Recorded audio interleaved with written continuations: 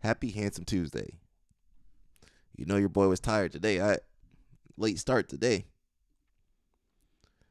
But we on. So that's all that matters. We are live. Let me make sure everything's all set up properly. Yes, sir. We are good. Happy Handsome Tuesday, everybody. I'll keep saying that. We're gonna continue where we left off yesterday, and then we'll keep building up to today. I had too many stories yesterday. I was overwhelmed. We're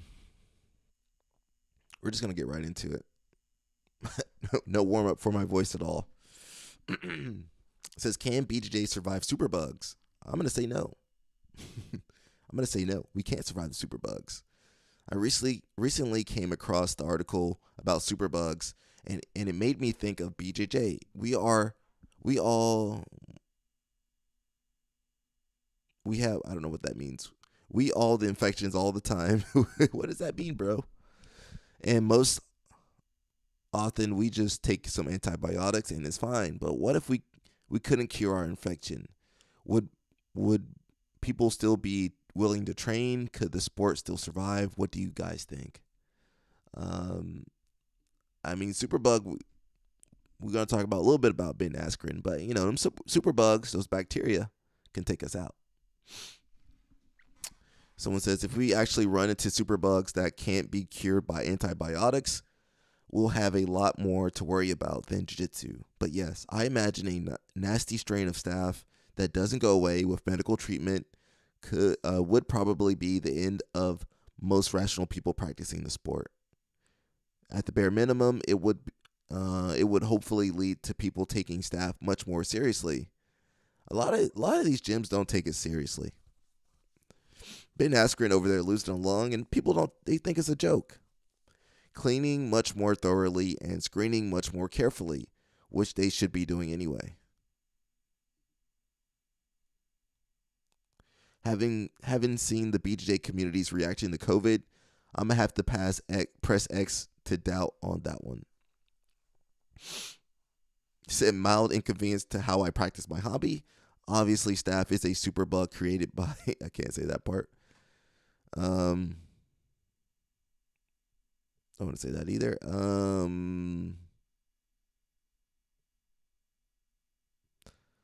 Says the short answer is that superbugs will cause much bigger problems than BJJ. That's from Stephen Kwan. If you guys don't know Stephen Kwan, that's my man behind BJJ Mental Models. Go check him out.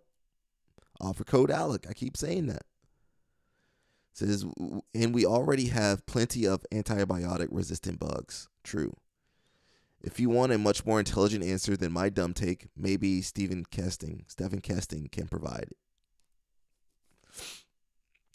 I think there's a good chance that the BJJ community creates the superbug. Yeah, I think, some of the 10 Planet gyms, I think B-Team does clean up their mats. Some of these Nogi gyms and my wrestling gyms, wrestling academies, you guys are ground zero.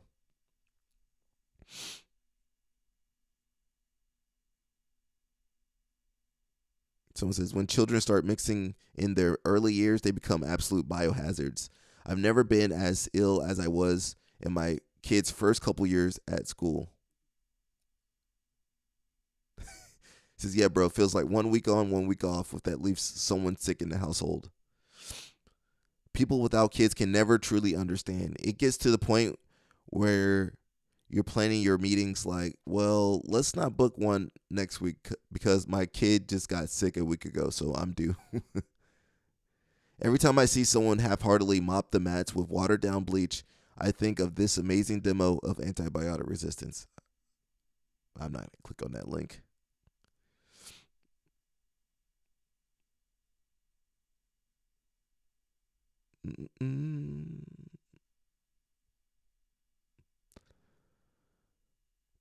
Says, yeah, you'll have guys that swear that sauna and cold plunge will fix the issue. I mean, you gotta get some medication for that. I've seen to develop some kind of superbug version of ringworm. I've heard of that before. Shout out to all my dudes that keep getting ringworm out there. It says, I genuinely had it for 3 years now. Got it in training. I took months off trying to get it to go away. Oral treatments, prescription strength cream multiple times a day. It finally went away after maybe 2 months of continuous treatment. I had to stop lifting or exercising at all to stop sweating. It went away. I started training. It came back a month later. Took about a year of daily cream to get it to go away. Now I apply cream every morning or else it comes back. Once again, this was over 3 years ago. I went a long period without exercise in the winter and thought it might have been gone for good. Stopped creaming the spot. It came back in 2 weeks. Insane. So some people's skin flora, it's just a breeding ground for that ringworm. The infections you get in BJJ are the ones that, unless you're immunodeficient, which Ben Askren is, are almost entirely preventable and manageable by a healthy immune system. Plus, not rolling with open wounds, clean mats, and practicing good hygiene. Superbugs are a much bigger problem when it comes to surgery. If pathogens get so bad that BJJ was significantly more dangerous, routine surgery would become nearly impossible to do and hospitals would be death traps. I like gi and try to cover all my skin with rash guards. That's me. One solution is showering before class and after. Clean gi and not coming to class infected. Keep body substance isolation. What does that mean? Muslims, I don't know what that means.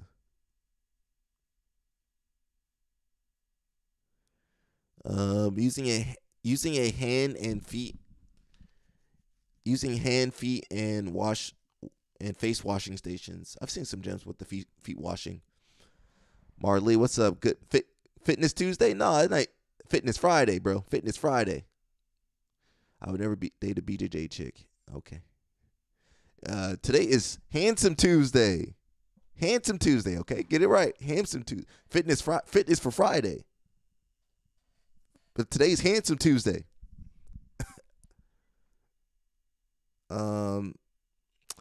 Yeah, you just gotta, do your best. Take it seriously. That's all I'm trying to get across to you guys. Take it seriously. If you guys just joining us, we're catching up on what happened yesterday. I was tired yesterday.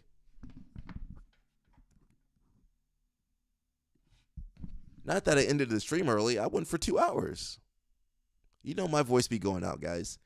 Moving on, it says Showy Roll isn't what it used to be. I used to be sponsored by Showy Roll, and I used to I do like Showy Roll. Quan, if you guys know Quan on here, he ain't on here today, but he loves Showy Roll. And AP. It says, washed my Showy Roll kimono bottoms for the first time, cold inside out, on delicate, and the logo on the back. Bled into the pants. The logo bled into the pants. Oh, man. Marley says, true, I can't talk more than 1 hour. Yeah. Bro, my voice, especially after a seminar or something, my voice be gone. Or after a tournament coaching, bro, I'm cooked. Said the patch bled into the pants. It's honestly so frustrating, especially considering how much they charge for their gear. Their quality has seriously gone down the toilet lately. I used to be a big fan, but this kind of stuff makes it hard to justify sticking with them. I'm not sure which gi that is, but it seems like the patches were bleeding. Let's see. Yeah, I see a little bit of discoloration there. You'll be okay, bro. I mean, unless you're trying to sell the gi, is it a big deal? Someone says, fun fact, most gis are made in the same factory in Pakistan, even these. So, someone says, send me Pakistan link where I won't get scammed in. Well,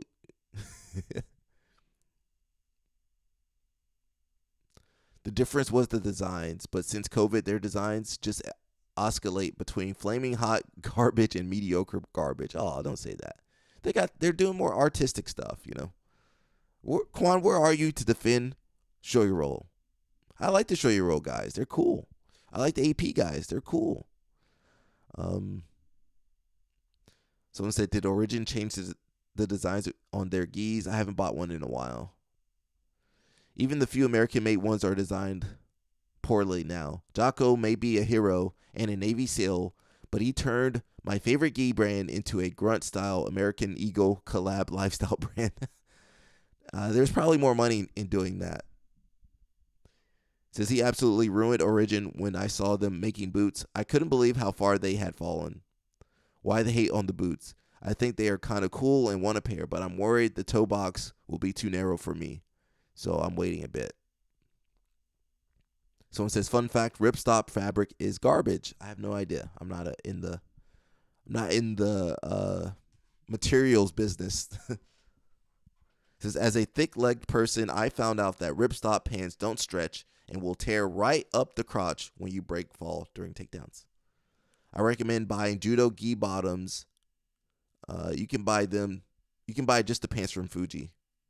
Says, fun fact, OP's pants aren't ripstop. It's patterned twill. It's thicker and sweatier to wear than twill, but it does seem bomb-proof. People ripping on ripstop. Talking about Atama. Fuji.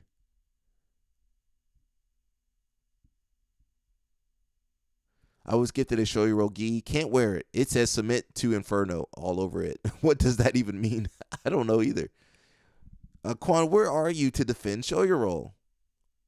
Sink your teeth into the new spicy Kimura. I'm not going to say that either. Inferno means hell in Portuguese. Still hard to make sense of it. I like Showy. I like the Showy Roll mystery package, gi mystery package that some people would post on here sometimes. Some crazy stuff. Looks like it would be on runways.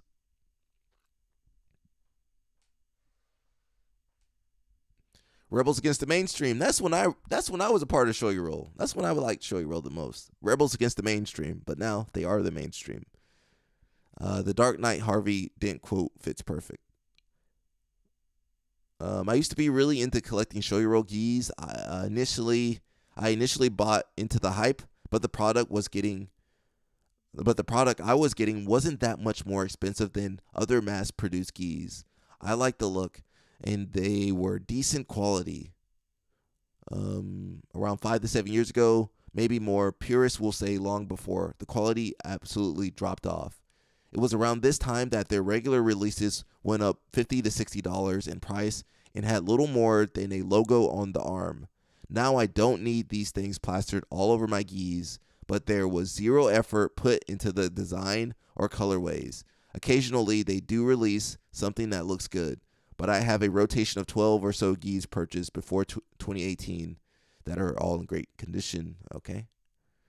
That's a bummer. The last one I bought was the Rasta Competitor, and I've been happy with it. There are a couple other brands I like, but nothing seems to fit me quite as well as Showy Roll. Maybe run it through the wash one or two more times to see if it rinses out. I recommend looking into Kings or Black Armor gis if you like ripstop stuff. Gameness has some pretty cool. I'm not sponsored by any of these guys. I'm sponsored by Inverted Gear. And that's where I push you guys. Inverted Gear, offer code ALEC. You can get a gi that won't bleed into your any of your other stuff. And looks good. All right, Showy Roll, you're getting some pushback from the community. I'm still a big fan of Showy Roll. You know, they've helped me out a lot. You know, a lot of the stuff I used to do back in the day, I couldn't do without Showy Roll. Who texted me, bro? Oh. Shout out to my boy Maddox. My man broke his shin, so hopefully Maddox heal up soon, bro. You'll be back, bro. You a kid, bro. You're gonna bounce back like nothing, bro. If that was me or Tony, all right, we done for a while. It says Josh Sanders versus Nico Magelic. I can't say his last name. Results subversion or anarchy. Did he beat the Nazis? He beat the Nazi. It says the greatest super heavyweight in Australian history. Did they fight already? It says Nico, who's a brown belt Pan and world champion, won a majority decision against Josh Sanders using K guard attacks and guard retention. Saunders had one good look at the back, countering a leg entry, but the rest was all Nico. I guess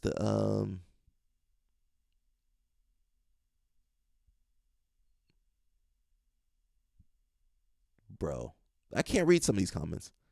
Someone says, I'm not sticking up for, imagine destroying your body with vitamins, destroying your brain with revisionist history, and cucking yourself to Gordon Ryan, only to lose to the guy who focuses on just being very good at jiu-jitsu. This is the type of loss you think about alone in bed forever.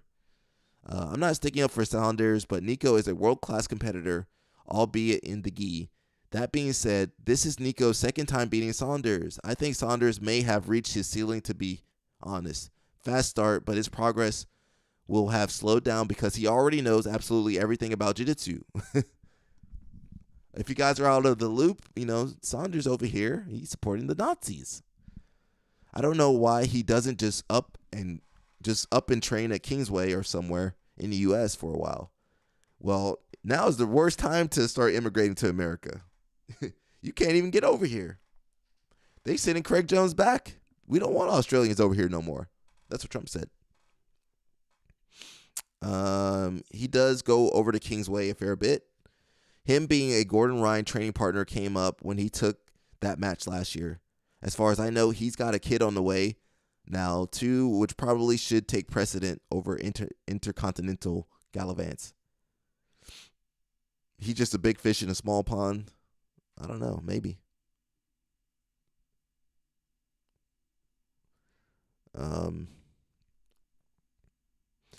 Imagine if mainly gi guy comes into no gi event against pro no gi guy like Saunders and beats him. That would be hilarious for Saunders, who in his own words is the next best guy after Gordon. I guess that was proven false.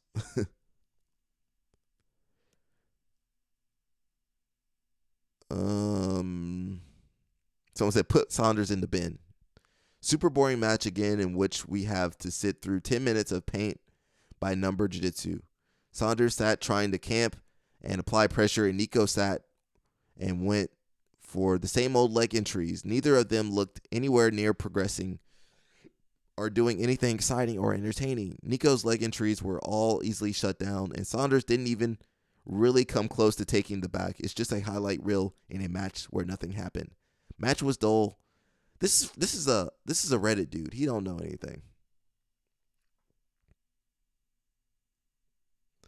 But I am happy that the Nazis did not win. Moving on, we got the Russians versus the USA dual meet. So that's going to be coming up today or tomorrow. What day is this? Oh, it's happening today.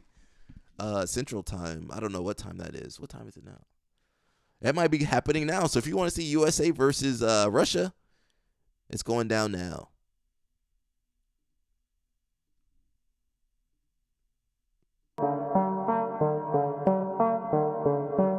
Music, bro. Look at that. I love wrestling, man. Look at that. That's bringing cultures together. Russia and America. Someone said it was propaganda, but we're just going to celebrate the wrestling, man. Let's not bring politics into this. Let's just keep it sport. How do I get out of this guy? There we go. So there's going to be some good matches. Luke Leidenhall's going to be there. Seth Gross. CJ Composto. Bryce Endonian. Joseph Blaze. Deji Hamadi. Marcus Coleman. You got some people we know about over there. And that's going on today.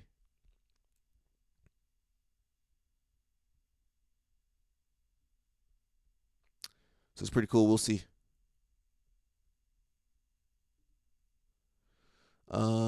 We did talk about this yesterday. Olympic gold medalist and 8-time world champion Hitomi Obata passed away at 44. We don't have any. We don't know who, what happened there. Let's see if we can read some of this stuff. She will be missed, especially in Japan, where she is a legend and head coach for women's wrestling. Wow. She was a 2012 Olympic gold medalist, I believe. Someone says, is there any speculation that Japan's recent and dominant rise in wrestling is due to vitamins? Possibly. Some of them Japanese people, they look like Super Saiyans over there. Japan, what are you guys doing over there? There is always talk, but most people are generally stupid when it comes to vitamins. From what I have seen, that the truly dangerous amounts used in bodybuilding and powerlifting are night and day compared to combat sports. I wouldn't be so sure about that. These guys over here having heart attacks at 44, 42.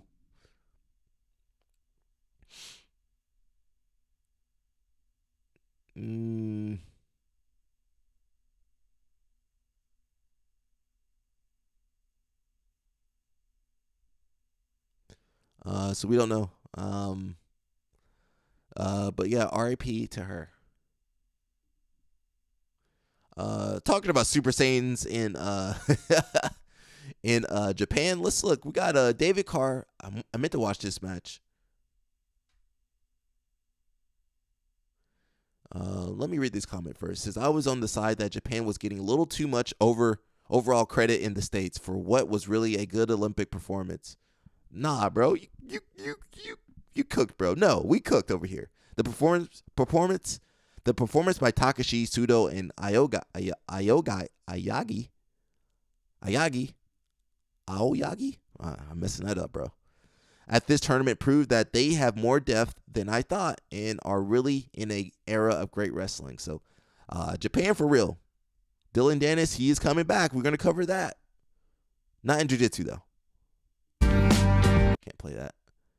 We're going to watch this real fast. Hopefully no copyright strike hits me. They got music on this. So that's David Carr. David Carr just made the world team. And Takashi, obviously, in the blue. Chest wrap. Guys, don't go for chest wrap. Please, for the love of God, stop the chest wrap.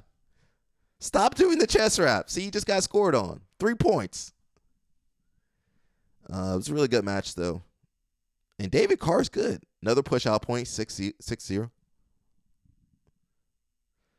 The Japanese, I don't know what they're doing over there. A lot of drilling. I don't think they train ecologically over there, guys. 2. Good matchup. Nice single leg entry. Might score another 2. All right. America, we got to work on our parterre. I feel like Spencer Lee, the only person with good parterre. Who else got good parterre in America? Nas. What the heck was that? The heck was that, bro? He got scored. He gave that 2 points up.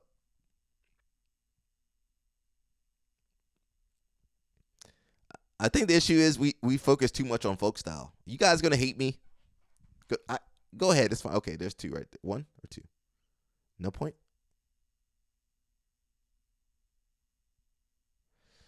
7-8. It was close.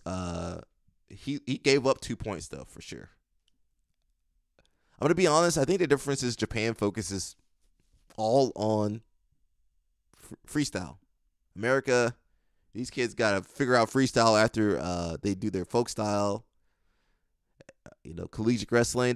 After college, bro, the wrestlers be done. Look at all these guys. Vito, Yanni. They do college, bro. They be so beat up and tired, worn out, burned up. It's rough to see. And then by the time they hit the college or hit the international scene, they pretty beat up. Kind of reminds me of track and field a little bit. We got a little video. Hopefully we don't get hit with the copyright strike or anything. It says strength standards for judo. So if you guys joining us, it's Handsome Tuesday. And we're also catching up on what we did yesterday. What I left for yesterday. And say they were really weak, but yet are still great at strength standards for sports are kind of weird because you can always point to an outlier and say they were really weak, but yet are still great at a lift we've found to be incredibly useful for judo and many other sports. I want the movement standard of decently below parallel with a pretty upright torso. For the casual judoka, I'd like to see you aim for 1.5 times body weight for reps. This will usually translate into a double bodyweight single at some point, but if you're repping 1.5 times bodyweight, you've enough strength to satisfy me from an injury resilience point of view and enough brawn to put some force into your throws while resisting your partner. The common question here is, but Owen, I'm 120 kilos. Do I need to rep 180 kilos for 2 to 3 reps? Yes. Yes, you do. It's always the heavier athletes who use their weight to their advantage on the mats, but then are mad having to lift just a little bit more weight. For the elite athlete, you're going to be aiming for around double body weight for reps. I will give some leeway to the big boys here, instead of taking total body weight for 1 rep maxes, but rep maxes moving up in weight are more than sufficient of an indicator to show you that you're progressing. If you're looking for a high level judoka repping 200 kilos, here's Marty Pumalainen squatting 200 kilos for 7 reps for some deep reps, I might add. The deadlift is so useful for judo. Not getting pulled forward is trained incredibly well by having a monster pull. For the recreational lifter, I'd like you to aim for a double bodyweight deadlift after several years of training. We can replace the word deadlift with pull. If for some reason you prefer Romanian deadlifts from the rack or stiff-legged deadlifts, then that's more than acceptable in my book. Pulling heavy weights off or near the ground is the key here. For the aspiring elite or already elite, a goal of 2.5 times bodyweight is more than an excellent lift and undoubtedly enough. Again, for the big dogs here, lean mass is a better indicator for you. For both cases, the use of straps to negate the grip element is a good idea. The grip can be trained in other ways, and in reality, if you're a judoka who trains in the gym, I've never really seen one with a weak grip. So some sets with straps are fine, especially if it helps you lift more weight with better quality technique. Now for the pressing. The standards for this are low, and I mean very low. When it comes to flat bench or incline, I'd like the amateur to aim for body weight for something around 2 to 3 reps. More would be better, but at a minimum 2 or 3 reps. For the elite judoka, around 1.2 times body weight for reps is the paltry goal here. Hang on a second though. Why are the pressing numbers so low, you might say? Well, consistently we see a lot of judokas having terrible pressing strength across that spectrum. Yet it also is actually incredibly useful. Upper body pressing is so useful for pulling, pushing and resisting, but very often you do see it being neglected. On screen is Teddy Raniere allegedly pressing 230 kilos on the bench press. Whatever the weight is, it's massive, and just consider one of the GOATs having such a monster press and why he might have done that. Look, standards are goals and you'll garner the benefit from the journey to them. So you don't have to feel like you're super weak or out of your depth if you're very far from these. Aim for them over the course of several years and just take it block by block. Along the way, you may find that you're stronger on one lift and blow past those standards, or you may find that you're barely touching the goal. There's other lifts here that can be useful like strict press, split squats, etc., but you'll develop these alongside the main goals above. The idea here is that these standards are... YouTube's like, you can't react to anything on YouTube. You can't watch and react to anything on YouTube. Let me see what it said. Yeah, let me pause that. That's all great stuff. So I think if you guys are competing, hopefully the stream doesn't get taken down. They might. Thanks, YouTube. Yeah, if you guys are planning on competing or anything, I think those strength standards are good. Aim for body weight, at least body weight if you can, with your back squat, your bench, and your deadlift. And then, I'm saying if you're starting out, that should be a goal. And then, as you guys progress, you can increase those standards, right? I think, what do you say, back squat 1.5, deadlift 2, bench, you said body weight. So those are pretty good standards, We don't talk about this in jiu-jitsu. I wish we had that. We don't talk about anything in jiu-jitsu. You got to train harder. They just work your technique, knowing full well all the people at B Team and AOJ, Atos, Kingsway, they all super strong.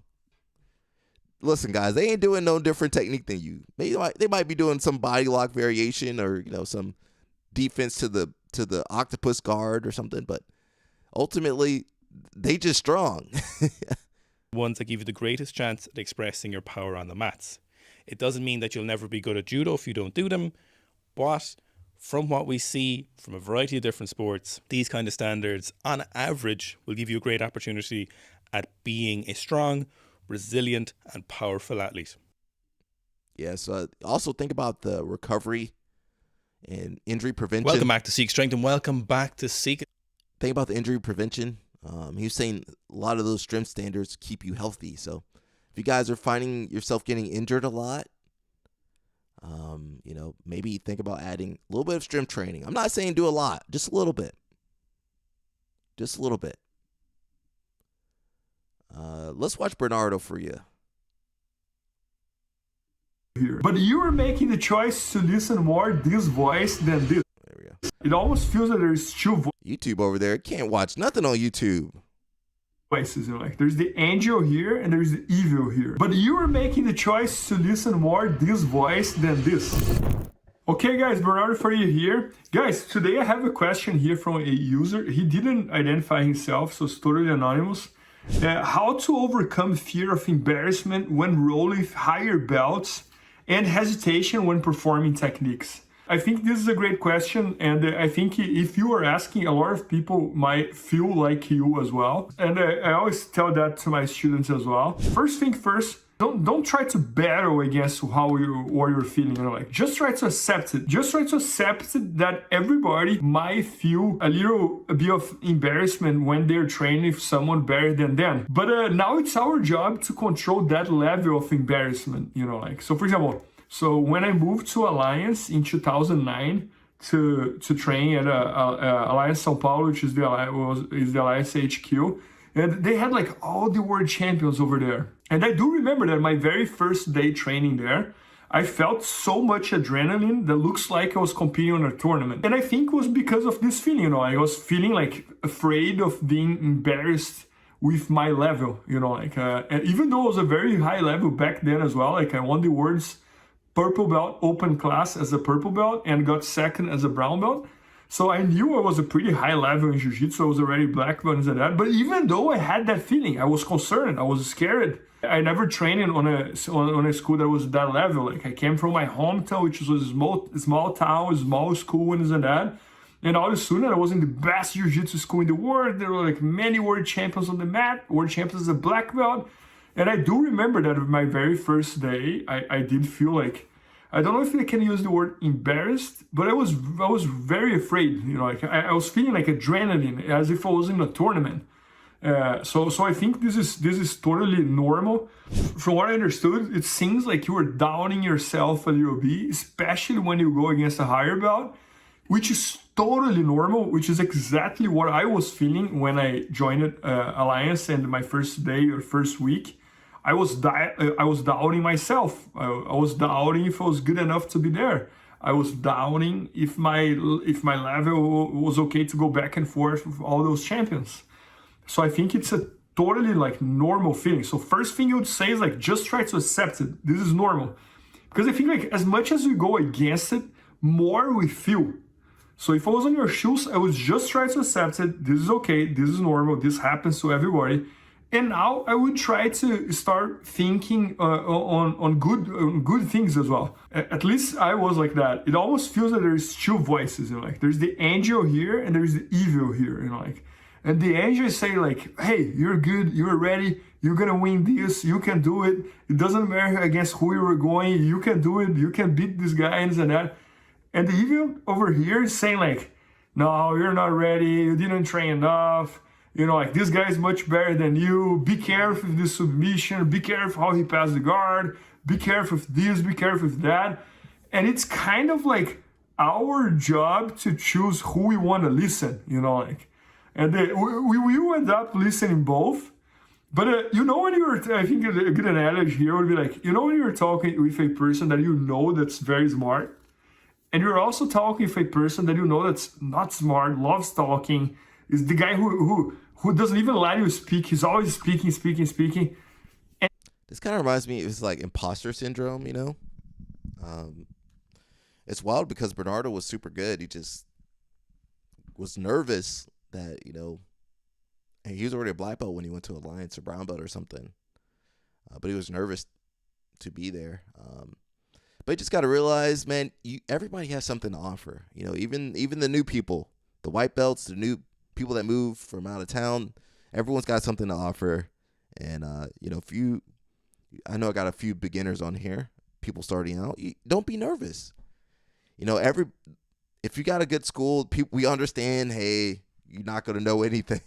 We already know it. We remember what it was like. So most gyms are going to accommodate you pretty well and take care of you, okay? And if you ever feel, you can always talk to the coaches. You guys got to use your communication skills, especially in those bigger classes. That's one downside to the bigger schools. AOJ, it's going to be hard to have a one-on-one with your coach when they got 500 other people to deal with.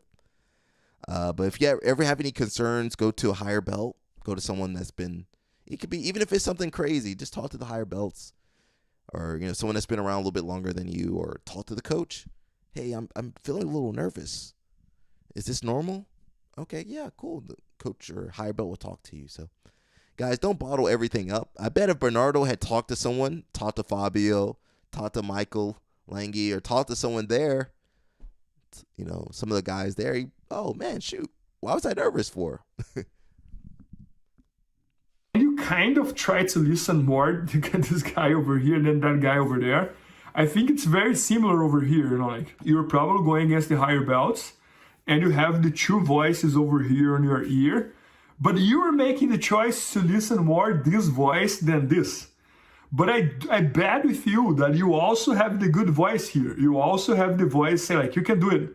You're ready. Even though he's a higher belt, man, you can hang with this guy.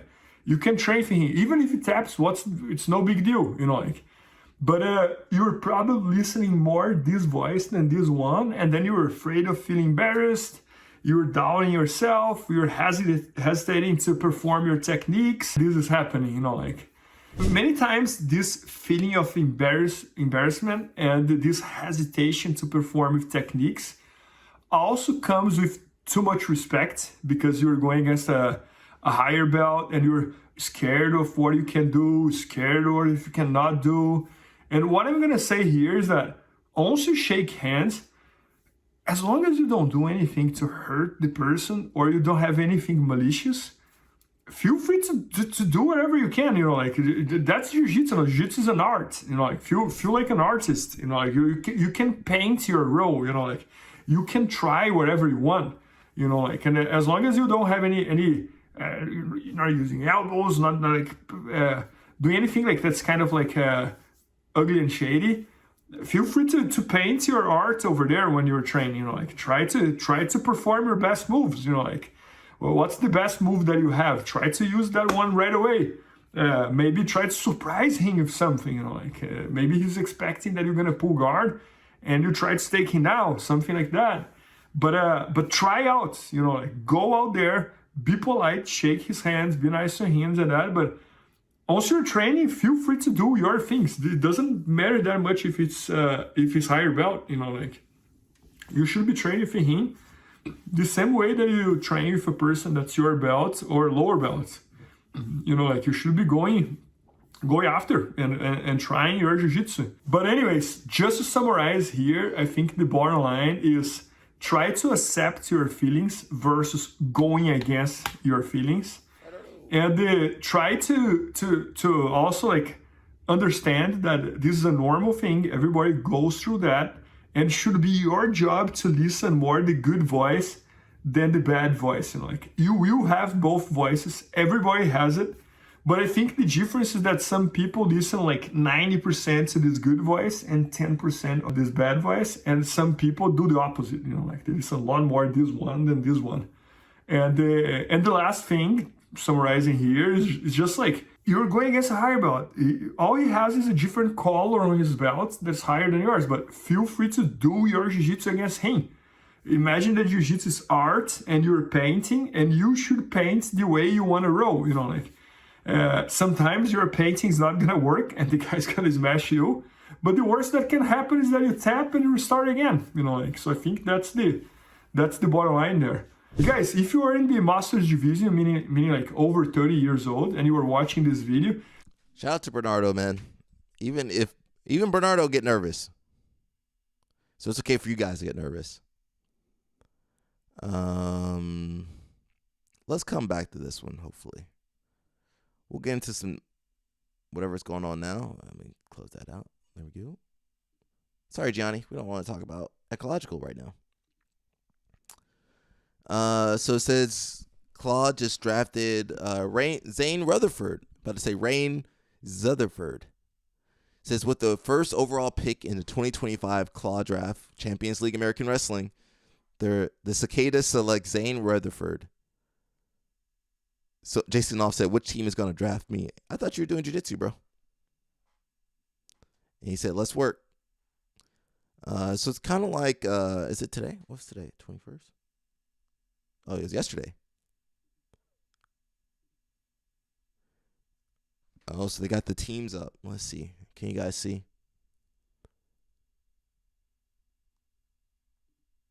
Oh, so that was all the athletes they had on there. Let's see. 134. They got a couple people. 145. I'm trying to see anybody you guys might know. Not like Zane Rutherford is probably one of the most well known at 157 for sure. Reese Humphreys, that name sounds familiar.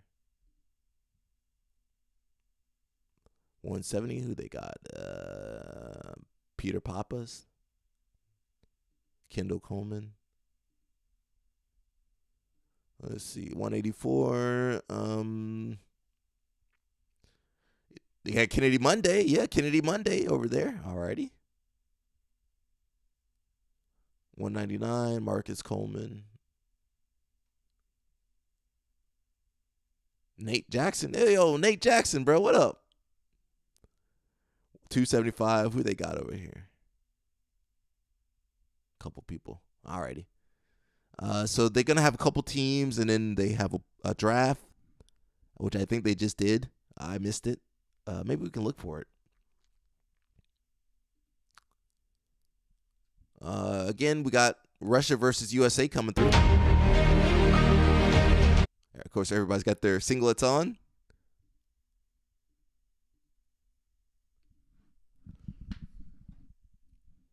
So that's pretty awesome. Should be cool, man.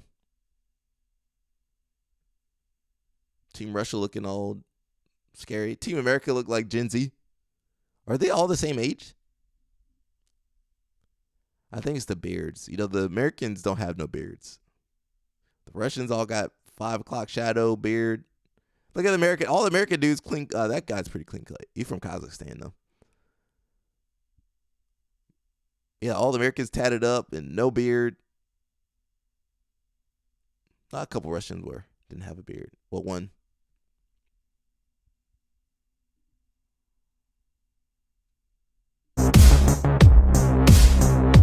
AJP. We kind of covered this yesterday. That was Felipe Andrew.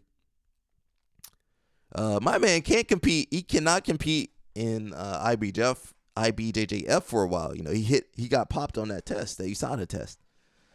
But shout out to him. I do like him as a grappler. I wish he would work on his leg lock defense a little bit more, but you know.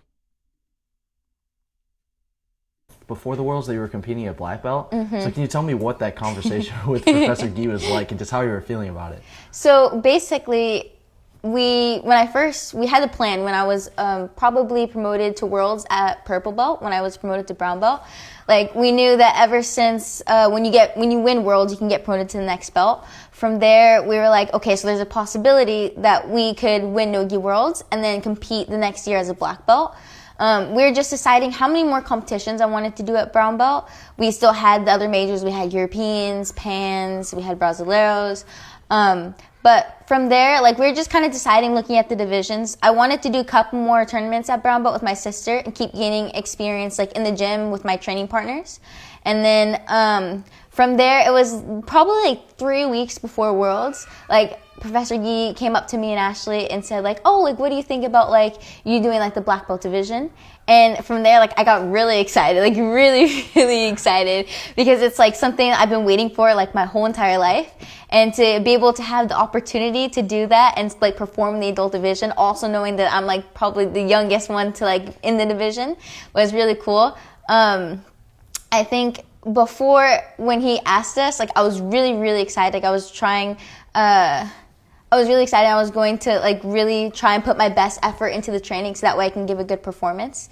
There was definitely like some doubts like along the way. Like there are days where like maybe I didn't perform the best, and I was a little bit more nervous for the competition. But again, having Ashley there with me really helped. Like she always was talking with me throughout the whole entire process. And yeah, I was just really excited to go out there and give my best for the tournament. I think the whole jiu-jitsu community was pretty excited to watch you compete as a black belt. There were several people who made posts about it on social media, and there was a lot of buzz around it. So were you surprised by that reaction from the community, and what did you make of it? I was hoping for that reaction. Professor Geek, when we first decided, I was like, okay, so like, when am I going to get my black belt? Because I didn't know. And I was like, it would be kind of funny, like, if during class, like, he just called me up to get promoted, and everyone's like, wait, what about Ashley? So then I was wondering how we were going to do it. And then Professor Geek told me his plan. I was like, oh, that's like actually like super cool. Like he wanted to wait until Ashley was done competing in her worlds and then compete or promote us both together. So that way, like we've been promoted with each other throughout our whole entire belts, and it was really special to have that during the black belt. But then I was like, okay, but I'm gonna put my name in the division. So then I changed my ranking, and he approved it, and my name was in the division. And then literally, I was like in bed. I remember I was about to go to sleep, and then I got a post notification saying like they're announcing it, and I was like, oh, this is gonna be good. So I went to sleep, turned on my phone, and I woke up to like a bunch of posts. And I think it's super cool for the Jiu-Jitsu community to react like that, because it just shows that like I did a lot of work in the color belts, and for people to be able to be excited to see me competing in the black belt and to see that big reaction was really cool, because like I know I made an impact, and I know that people like watching my jiu-jitsu. So I hope to keep continuing that forward into the black belt division.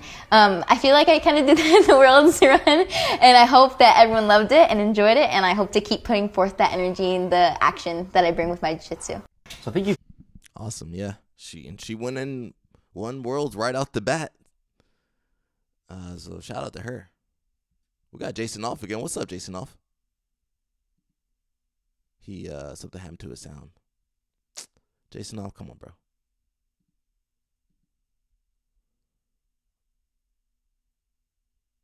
Oh, there's no sound.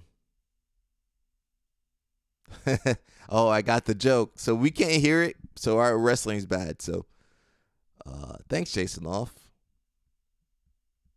Thank you.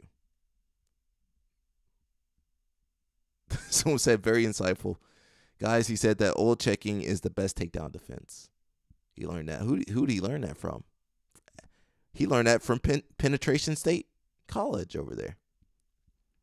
Thank you, Jason Off. You got us. We got King Simono. They got a new store. Their first physical location. Showy Roll. Where's your store at, Showy Roll? I like it. Seems really nice. I believe it's based in San Diego. Yeah, I mean, man, shoot, they can do some numbers.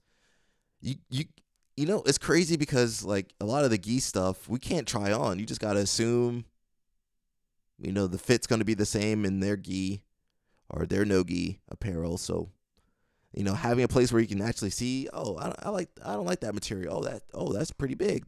That's going to fit really well, or that's really high quality. So, I think having a showroom like this, physical location, I think really goes a long way. And, you know, some of these other brands, where's your stuff at? Showy Roll, where's your stuff at? AP? Gameness? I'm waiting for these people to have a little showroom. So that's pretty awesome.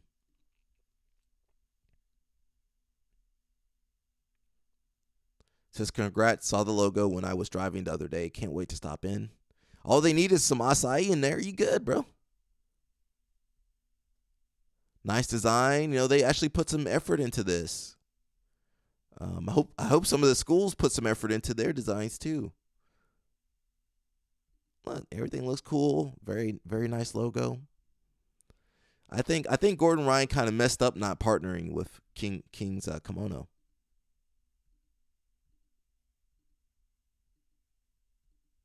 Little look at that. Dressing rooms, look at that. They put some time and effort into this, man. That's cool.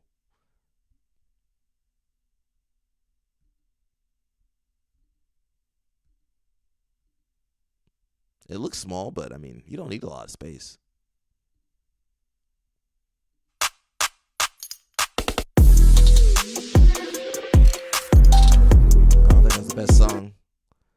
But you know, it showcases their apparel and their vibe, what they represent, the quality. So that's pretty cool. Don't worry, guys. I know you want me to talk about Dylan Dennis. We will get to him in a couple stories. So we got this page. They kind of pocket watch all the Brazilians. I kind of like it.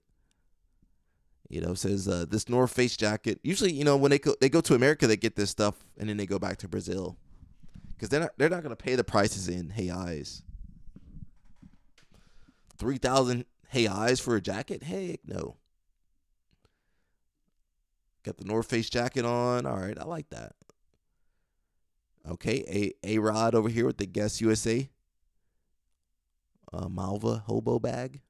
All righty, she picked that up in America. Got the G-Shock. All right, you know I'm gonna watch. I'm watching what those Brazilians doing with their money. Got the Albino and Preto Nike SB Dunks. Oh, okay. Nike Air Dunks. They like the Dunks over there in Brazil. They like the Pandas. They like the Dunks. What else they like in Brazil? They like Air Maxes. Adidas, of course, Adidas. She's styling. She got the Gen Z style going on. The baggy pants. The Adidas, yeah, the baggy shirt.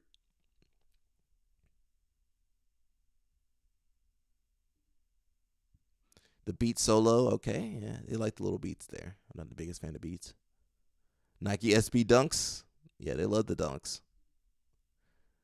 Nike Tech Hera Summit White, okay. My Brazilians be styling over there. Oh, you guys can't even see the shoes. They be dressing up for the tournament. Americans, we just wear whatever. We wear our crappy clothes to the tournament. You know they be pocket watching in Brazil. They be styling over there. We got training labs. They said they're grinding for the world gold in the garage. So, you know, Coach Cal, he got everybody over there. Spencer Lee, some kids. That dude, I think he's in UFC. They got everything over there, man. You got all that science over there. VO2 Max. Apology to athlete number 10, PJ Barge, representing Team 10th Planet, under 88 kilos. He's one of my best friends. Every time I go to San Diego, we train at Tempe, South Bay. He has some of the best wrestling jiu-jitsu he's ever seen, which is a bit of a surprise because 10th Planet Jiu-Jitsu aren't known for that. He's one of the most well-rounded grapplers in the game. He's beaten some of the best guys in the game, and he beats the shit out of me every time we train, which is obviously why I feel forced to make this apology video. 10th Planet, PJ Barge, use the code TEMP10 to save 10% off. I hope yo, Craig had to get out of there. Craig saw those gangsters over there. Did you see that? Craig saw them gangsters over there. He had to get out of there. Them gangsters don't know Craig playing around. You know, he in the wrong neighborhood. Get out of there, Craig. I really worry about Craig Jones, you know. He kind of living a risky life.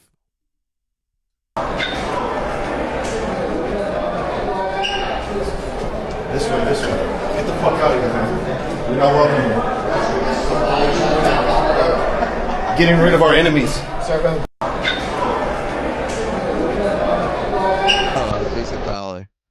Where else is Craig at?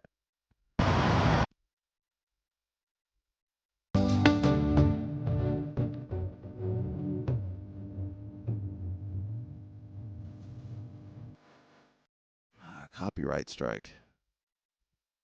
If you guys don't know, Craig Jones is not allowed at UFCs anymore for his actions and behavior.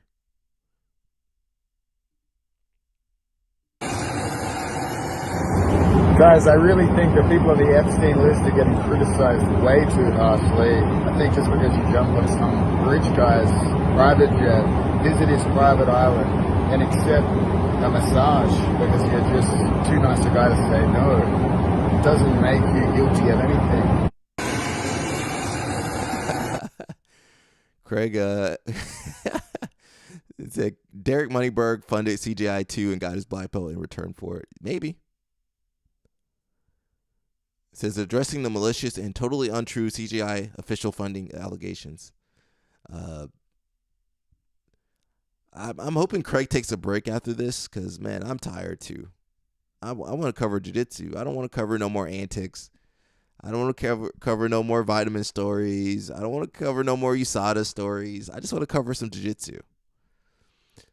Speaking of not covering crazy stories, we've got Yatan Bueno steps in for Josh Saunders. So I guess they got the Nazi out of there in the BJJ Stars 16 Absolute No-Gi. So if you guys don't know, BJJ Stars is this week, I believe. I don't know. I can't keep up. And Who's Number One is this week. And then UFC BJJ is next week. Rumors that Craig Jones, Mo Jassim, and other heavyweights of the sport could be here at the Mana Convention Center for the debut of Who's Number One in Miami this Friday, July 25th. But is this just a coincidence, or could this mean there's an alliance building, which could mean there could be even more exciting jiu-jitsu matches in the future? Back, with a knee down, trying to. Owen Jones gets the submission. So yeah, we'll see. Craig Jones might be working with Mo, and he's working with Flo. He's working with Mo and Flo. So what they got to show? So you guys saw Mia. Was it Mia Fonegra, the girl that got her black belt and won like the next day? She's going to be doing a seminar with Cole Abate. So he's dating one of these girls. You missed everything. Not too much actually. He's dating one of these girls. I think. I'm not sure which girl. Maybe that is her. AOJ, it's kind of weird all that your students are dating and marrying each other, but whatever. I'm not judging. I'm just bringing that up. Just a little weird that all these people are getting married and they all train together. So I mean, I don't know, man. I don't know. It says free seminar alert. AOJ presents a special. Oh, you guys can't even see it. AOJ presents a special seminar with Cole Abbott, if he wants to be Brazilian or American, depends on how we say it, and Mia Fonegra, 2 world champions sharing. It's Cole. He's a no-gi world champion, I believe. I didn't win gi world, so. 2 world champions share some of the best techniques in the game. Don't miss this chance to learn from the best. It all happens at Jiu-Jitsu-Con, August 28th to the 30th, same time as CJI, guys. In Las Vegas Convention Center. Stay tuned for more seminar announcements. I really like the seminars. I really want to do one day, but I heard nobody can hear in that venue. So, we got IBJF news. What they got to say? Welcome back to IBJJF News, your source for the latest updates from the International Brazilian Jiu-Jitsu Federation. Let's start at the Sao Paulo Open, where 2025 Pan champion Maria Luisa delivered another standout performance. Competing as a lightweight, Maria captured gold in the open class after 3 wins, a rare and impressive accomplishment. Danilo Ruck of Alliance made his black belt debut in impressive fashion, claiming gold in the male absolute division after defeating 4 tough opponents. His teammate Eduardo Alves also debuted a black belt, winning 2 matches to capture medium-heavy gold. A familiar face returned to the mats as Paul Miao stepped back into the adult division and took gold in the no-gi featherweight division with 3 strong wins. Out in California at the Los Angeles Open, the action didn't slow down. Fresh off his gold medal at the American Nationals, Kleber Souza of Almeida Jiu-Jitsu won another tough featherweight bracket, getting wins over 2 talented opponents. World champion and 2025 Brasileiro champion Tayane Porfirio made her return to competition and secured absolute gold in dominant fashion. AOJ's Francisco Papacidero earned double gold in LA, winning both the ultra heavy and absolute division in the gi. The future of jiu-jitsu is on full display this weekend with kids tournaments in Nashville, Virginia, and Los Angeles. The energy, talent, and passion from these young athletes was inspiring, and it's a clear sign of how much the sport is growing at the youth level. With more academies investing in kids programs and more families getting involved, the level of competition continues to rise year after year. Next up are the Pan Kids, our biggest youth event of the season. We can't wait to see the next generation of champions continue to shape the future of the sport. That's a wrap for this week's IBJJF news. Don't forget to follow us for more updates, results, and highlights from the world of Jiu-Jitsu. Welcome back to IBJJF. That's cool. I'm glad they're doing something. I feel like they need to create a secondary channel and just call it IBJJF News or something, or they need a full-time dedicated to it. You can't just have one or two people. You got to have some Brazilian people, American people, somebody in Europe kind of keeping updates. Kind of like how I do, but they got so much content potential there. They'll never pay me to help them, so I understand. We got Andre Galvao. He says 66 kilograms. We're going to have a surprise. Who's going to be there? Who does Andre have? Rafa Mendes, maybe? You think Rafa will come back?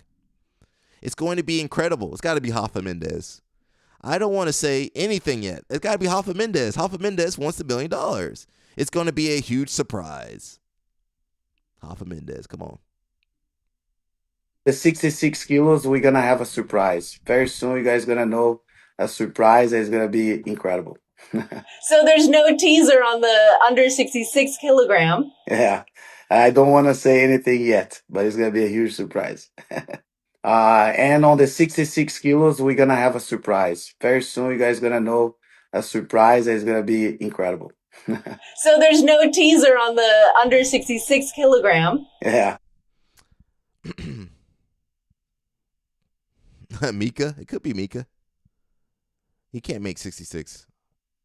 Yeah, I'm hoping it's Rafa Mendes. It's not going to be Moneyberg, people. We got some crazy fight to win shenanigans over here. Two.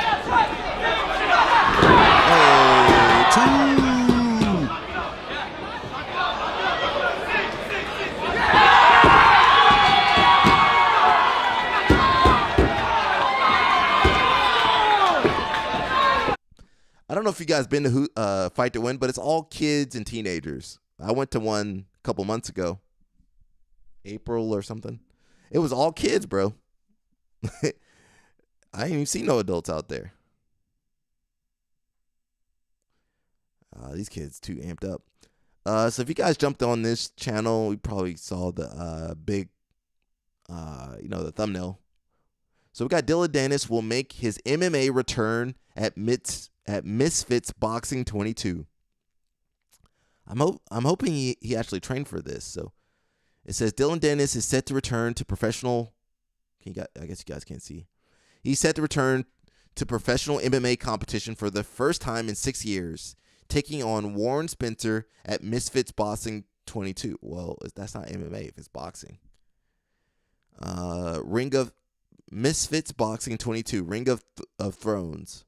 That's the dumb name. That's almost as bad as Kingsway. The bout will serve as the promotion's first MMA fight. Okay, they're doing MMA, marking a major shift for Misfits Boxing, best known for staging influencer and celebrity boxing matches. To make the moment even bigger, the winner will take away with the promotion's inaugural light heavyweight title. Dennis has already fought under the Misfits banner, though not in MMA. Marley says, yeah, for real, it's all kids. I wanted to get a match there, but it's lose-lose either way. Yeah, you ain't going to win. I mean, if you want to do it, it's okay. Just make sure, just don't take any fight out there. Make sure you do your research and make sure they're in the right weight class and experience level. Because sometimes they'll give you a killer. They'll give you like Kennedy or somebody you shouldn't be fighting. They'll give you Mikey Musumeci. They'll put Mikey on you, knowing full well you shouldn't be fighting Mikey right now. I mean, maybe you want to fight Mikey, but should you fight Mikey is the question. He made headlines last year in a high-profile boxing match with Logan Paul that ended in a disqualification after repeated grappling attempts and a post-fight brawl. While the fight drew heavy criticisms, it clearly did numbers. Misfits has brought him back to headline their first foray into MMA. That kind of rhymed a little bit. The move follows a previously scrapped plan to face KSI, which was canceled when KSI pulled out of their planned bout. Although his opponent Warren Spencer will be making his MMA debut. Dennis brings Dennis brings some prior experience into the cage. Yeah, he does. A lot of experience. He fought twice for Bellator back in 2018 and 2019, winning both matches by first-round submission. Since then, Dennis has stayed out of the sport, but he was recently booked to fight Tony Ferguson under the now-defunct GFL banner. So signs point to him having been training for a return to MMA already. So here's the post. If you guys want to check it out. Marley says, I can't blame them either. It's the mismatches that produce those crazy highlight reels. Yeah, I mean, it's not good for the athletes, but, I mean, it's good for the spectators. Says, yeah, you read that right. Misfits brings you its first ever pro MMA fight. Dylan Dennis finally gets his opportunity to prove himself in an MMA bout versus Warren the Mechanic Spencer. This is the ultimate showdown between striking and grappling. Who will come out victorious between these two titans for the MMA light heavyweight title? So we'll see. This is going to be August 30th. Oh, no. Where is it going to be? Manchester in Europe? So same time as CJI. Surprise, surprise. Dennis will be the second coming of John Jones at light heavyweight. It's possible. I mean, Dennis was technical. He was. We'll see what he does, though.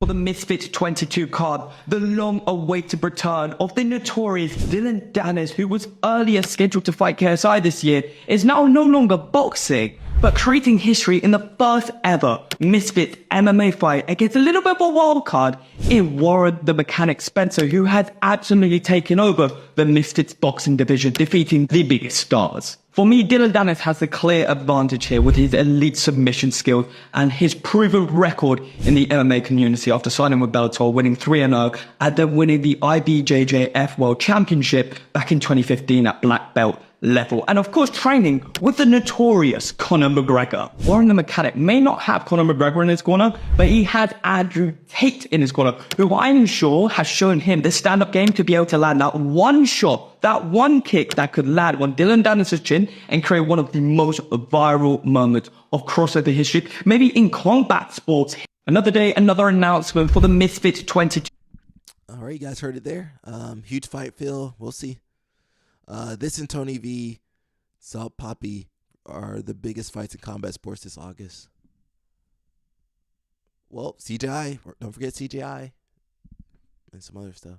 Oh, you mean combat fighting? We'll see what's going on, man. It's so much to go. I can't keep up with everything, so you doing a good job, bro. You should be live streaming. Come on, do your live stream. Keep up. So we caught up on Dylan Dennis. Someone asked, aside from Charles Oliveira, who has the best BJJ in the UFC at the moment? So, says Sean Brady has a very high-level technical BJJ. I've watched him submit other high-level black belts back-to-back. The other Daniel Gracie black belts are all legit. I don't really keep up with any of the guys in MMA. Patty the Batty. Oh, no. It's such a common MMA fan misconception that good BJJ equals playing guard into subs. BJJ for MMA is the ability to close distance, pin opponents on top until submission, manage distance, on bottom, into submission, sweeps, or getting back to feet. I'd argue that people that lay on their backs trying to play guard in high-level MMA actually have bad jiu-jitsu for MMA. Gilbert Burns, he don't use the jiu-jitsu no more. There you go, man. I found a niche for you, bro. Derek Moneyberg. Yeah, where's Moneyberg at? It just doesn't incentivize people to do, you're not incentivized to really grapple, really. It says Buchecha just got signed, right? For pure BJJ, Buchecha by a mile. Buchecha was never really a technician, though.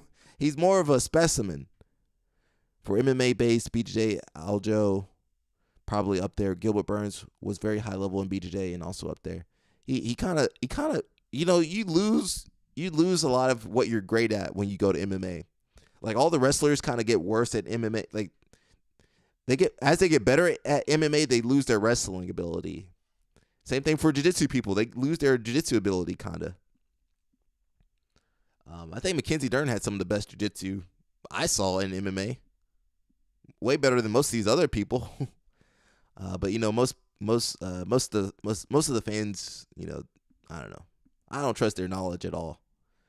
The niches just keep coming up. Yeah, bro, you can do the IBJJF niche, covering all the tournaments. You could do the MMA combat sports niche.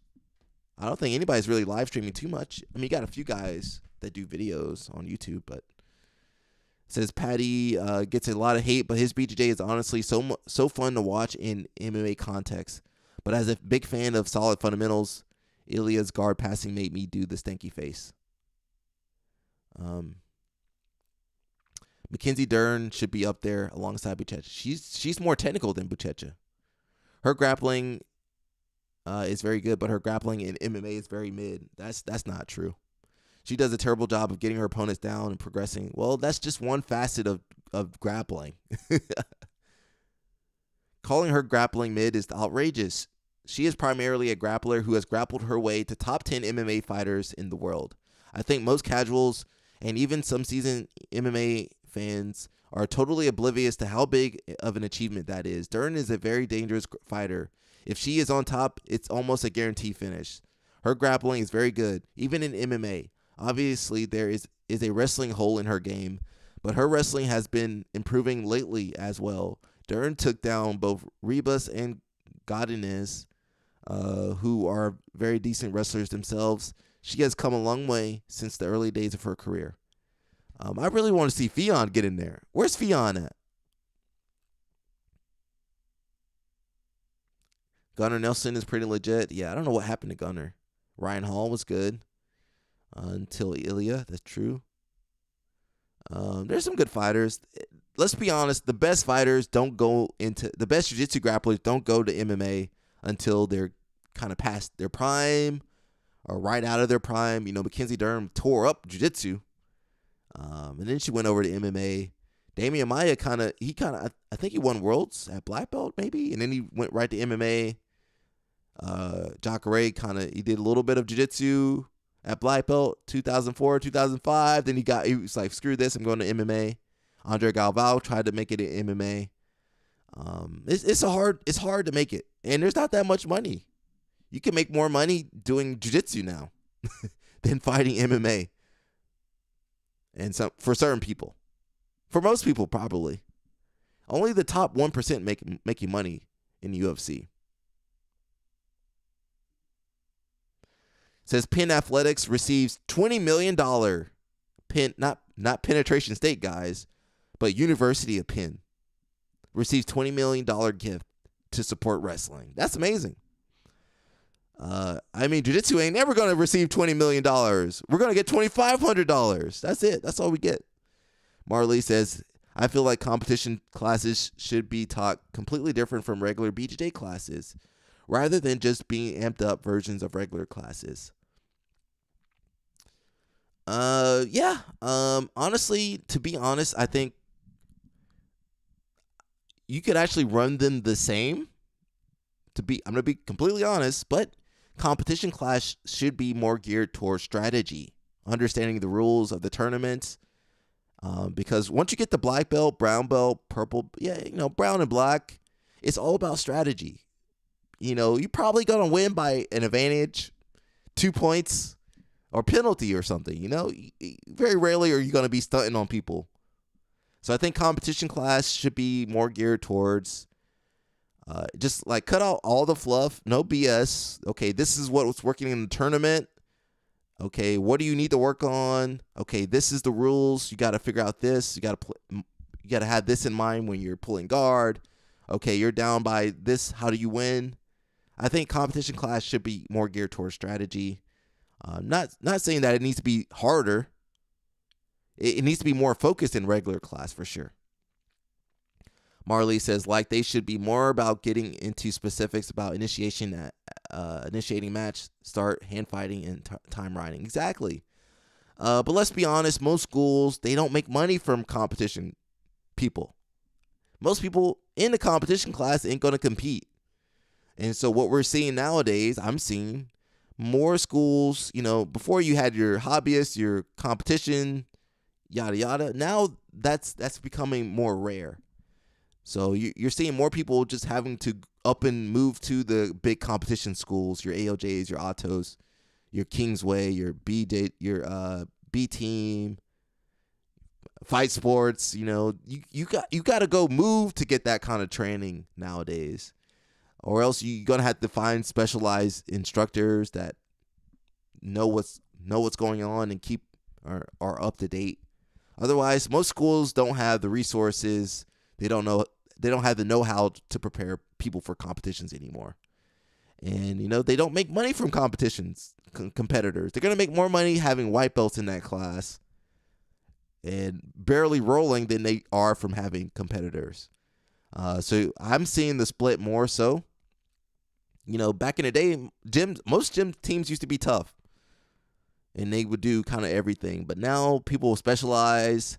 I see a lot of what used to be competition schools, they go into just the hobbyist schools. They make more money just getting the white belts in there and having a ton of blue belts. They don't make money from having really good purple belts and brown belts and black belts. So,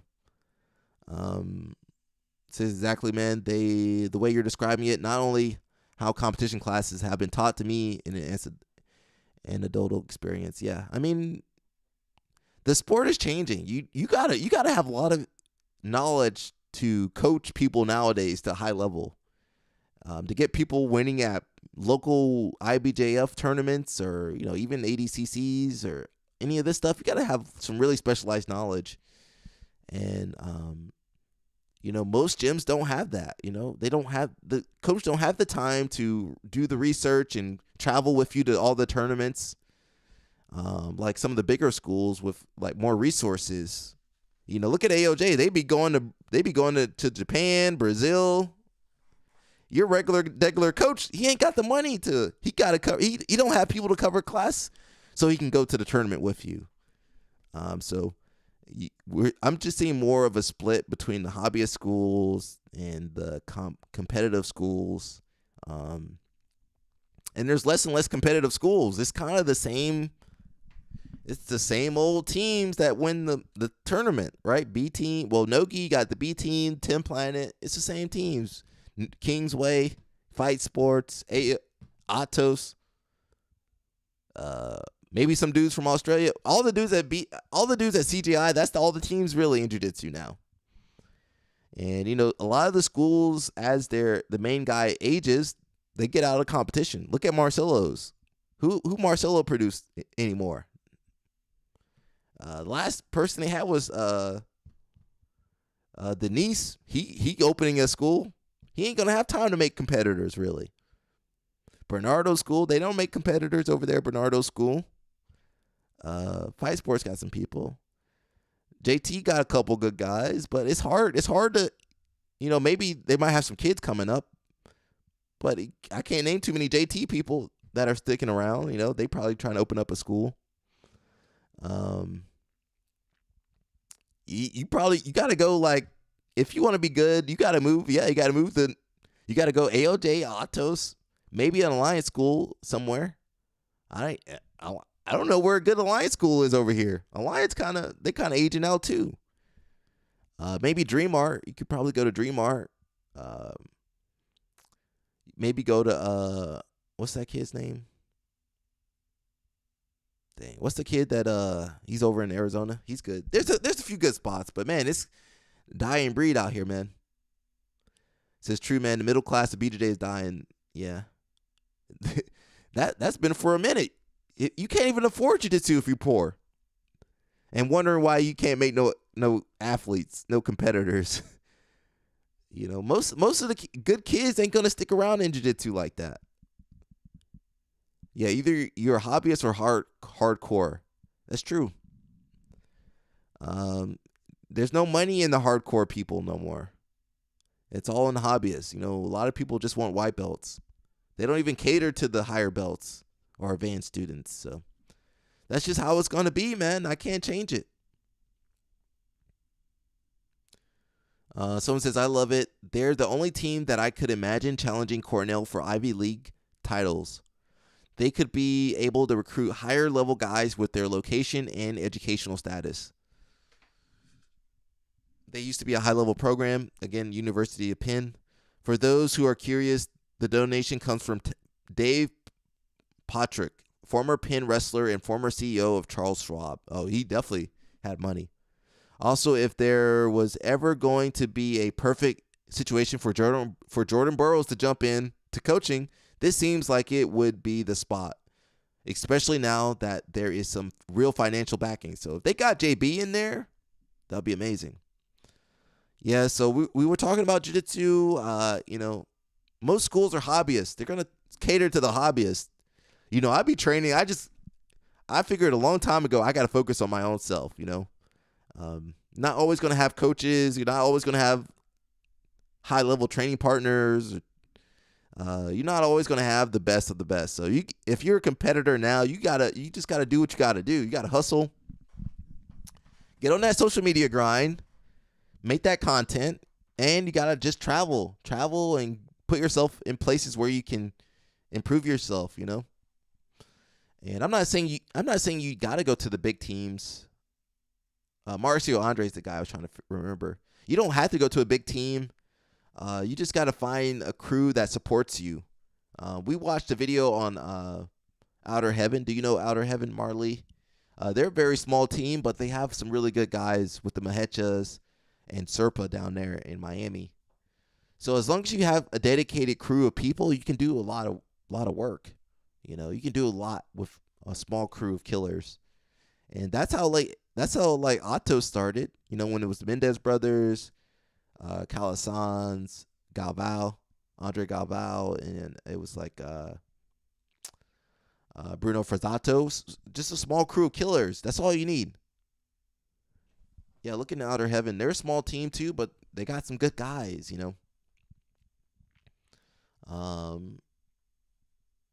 Yeah, they do well with what they got. But those teams are rare. Those schools are rare. So if you find them, you gotta protect them.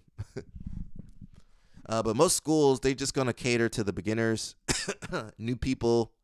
That's just how it is, man. I don't know what else to say. Someone says jiu-jitsu does indeed help your wrestling go to the next level. I see a lot in the wrestling community about how jiu-jitsu doesn't help wrestling, and it turns studs into dead fish. But I completely disagree. Jiu-jitsu definitely helps with top, bottom, and even neutral depending on your training. I definitely feel like wrestling helps jiu-jitsu more than vice versa, but you got to give BJJ its props when it comes to overall body awareness. Definitely wouldn't be the wrestler I am now without my prior BJJ experience. And said, someone says, I don't think anyone feels BJJ is detrimental to wrestling. The general consensus, in my opinion, is that time on the mat is always beneficial. Here is the thing. I absolutely 100% believe in training both. But say you only have one chance to wrestle in high school. So during that period, you want to focus on wrestling and get into BJJ after high school. I taught my son some BJJ, and he also took classes at school, but in high school, the focus was wrestling. No-gi BJJ is steadily trending towards folk-style wrestling-esque techniques. Passing the guard using pressure passing is very similar to top and folk style. Only key difference being in BJJ, your opponent is balled up with their back facing the mat, and that makes it pretty difficult to maneuver around them. It also forces you to be good about the 2 to 3 second takedowns, seconds after a takedown occurs. Scrambles occur often, and knowing how to control someone post-takedown is very useful. Marley says, I've been doing a lot of solo studying and writing about technique and making my tacit knowledge explicit and something I can build upon. And flowcharts and things. Whenever I get a willing, resistant body is when I drill techniques. I worked my single leg with an underhook on the opposite arm with my with your plug the other day. Dude had 70 pounds on me, so I had to resort to blast single. This is how our ancestors trained. Yeah, I mean, look at Joseph Chin. He just, a lot of studying, right? He got really good during COVID. couldn't train a lot, so he studied. I mean, if you're a competitor, you do need to study. You gotta drill, and you gotta grind. You know, there's no shortcuts. Let's see. Jiu-jitsu is starting to have an impact on wrestling. You're starting to see things like 100% sweep in response to crackdown. I also think you'll be seeing more things butterfly in wrestling over time. Yes, it exists in wrestling and in judo too, but it's far more prevalent in BJJ. I feel like a lot of what we call funk are slightly modified BJJ style scrambles. I think it's likely to help you move in a way your opponent might not be equipped to deal with or might not have seen 1,000 times. Says, goes without saying, there are many moves in BJJ that are legal in wrestling that if used in wrestling, the outcome is going to be very bad for your opponent, i.e. severe damage to the opponent. One is learning how to choke from a front headlock how to choke from a front headlock. Not only do you have total control of your opponent, but you can put them to sleep or just score your 2. Second is clock choke variant, which will likely injure your opponent's spine. What are you talking about? Oh, so that's pretty cool. They're saying, look at that. They're saying jiu-jitsu helps your wrestling. It says, Ben Askren's double lung transplant recovery is a cautionary tale about staph infection, a public health expert says.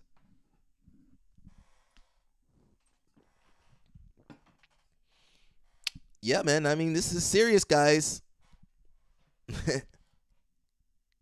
Serious stuff. It says, should be a cautionary tale about how your insurance company screws you when you actually need them. And they said, if he didn't have connections with Jake Paul, of all people, he'd be $2 million in the hole because the hospital that could do the procedure was not in network. I like Ben as a commentator, but he's been rethinking his libertarian values after this. He has to be rethinking his libertarian values after this. If that was me, I would have been done for. No more live stream, guys. They said I don't get along, so I'm out. I'm out of here. See ya. You know, free healthcare is something that should be seen as a more important thing by the wrestling community, considering how many of us are dealing with chronic physical injuries. It says people shouldn't need the personal experience of getting messed over to understand that healthcare isn't supposed to be a playground for greedy assholes. Can I say that on YouTube?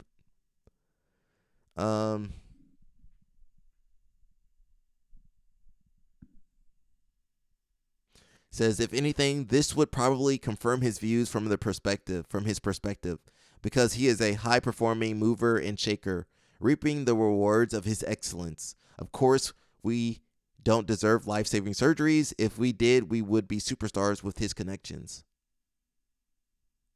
They're saying Daddy Dana chipped in. I mean, I hope he did. He'd be wasting $2 million at the casino. Says, wasn't the story he had a punctured lung from a broken rib that got infected? Not like a skin surface. Not like a surface skin related staph infection. I'm not sure what happened.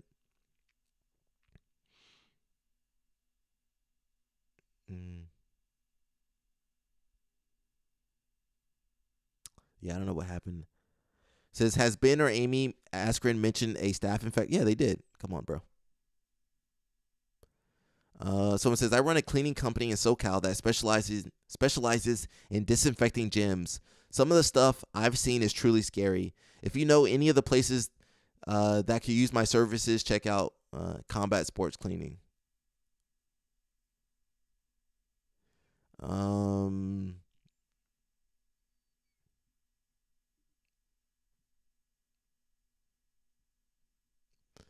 Stuff serious, guys. Take it serious out here. We're going to be talking about RAF now, Real American Freestyle. What they got to say. You know, wrestlers Scripted competition putting America's best male and female wrestlers head to head. And you're hearing the big announcement right here. First, you'll be able to watch the inaugural event live on Fox Nation on August 30th. All right, here we go. The league's chief media officer, Eric Bischoff, is here. Is joining us with wrestlers Real Woods and Lance Palmer. Congratulations to all of you. Thank you. Yes. Thank you. Thank you. Eric, Thank it you. looks like you have a television partner. We do indeed, and I could not be happier. I mean, Fox does it better than anybody, so it's really a blessing. You're going to be streaming your first event August 30th on Fox Nation.